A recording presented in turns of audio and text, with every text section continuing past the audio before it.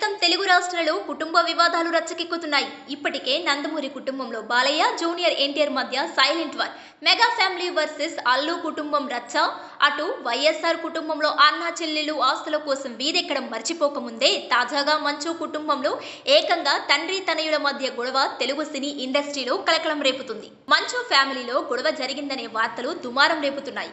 మోహన్ బాబు తనను కొట్టాడని ఆయన చిన్న కుమారుడు మంచు మనోజ్ చెప్తున్నారు. అంతేకాదు గాయాలతో బంజారాహిల్స్ హాస్పిటల్ కు వచ్చారు. మెడకు పట్టీతో ఉన్న మంచు మనోజ్ నడవలేని పరిస్థితిలో భార్యను పట్టుకొని కుంటుతూ హాస్పిటల్ కి వచ్చాడు. మనోజ్ ను ఆ స్థితిలో చూసిన వాళ్లంతా తీవ్రంగా కొట్టారని అభిప్రాయపడుతున్నారు. నిన్న ఉదయం నుంచి ఈ రచ్చ సాగుతుండగా తాజాగా హీరో మోహన్ బాబు చేసిన ట్వీట్ మరింతగా చర్చగా మారింది. కోరికలే గుర్రాలేలితే సినిమాను గుర్తు చేస్తూ పోస్ట్ చేశారు మోహన్ బాబు. దీంతో మనోజ్ గురించే ఈ ట్వీట్ చేశారనే టాక్ నడుస్తుంది. ఆస్తుల కోసమే గొడవ జరిగిందని ప్రచారం సాగుతుండగా మనోజ్ కు ఆశ ఎక్కువైందని అర్థం వచ్చేలా మోహన్ బాబు ట్వీట్ చేశారని అంటున్నారు. మరోవైపు పోలీసులు ఆయన ఇంటికి వెళ్లి స్టేట్మెంట్ రికార్డ్ చేసేందుకు ప్రయత్నిస్తున్నట్లు తెలుస్తుంది. ఇక గతంలో కూడా మంచు మనోజ్, మంచు విష్ణు బహిరంగంగానే కొట్టుకున్నారు. ఆ తరువాత మోహన్ బాబు రంగంలోకి దిగి వీళ్ళిద్దరికీ సర్ది చెప్పడంతో అంతా తూచన్నారు.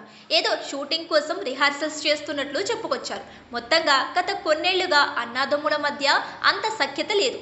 మరోవైపు భూమా మౌనికా రెడ్డిని మంచు మనోజ్ వివాహం చేసుకోవడాన్ని మోహన్ బాబుతో పాటు వాళ్ళ ఫ్యామిలీ మెంబర్స్ అంగీకరించలేదనే వాదనలు ఉన్నాయి.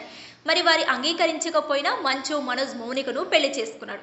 మనోజ్ రెండో పెళ్లి తరువాత ఆస్తుల విషయమై అన్నతో పాటు తండ్రిని నిలదీసినట్లు తెలుస్తుంది.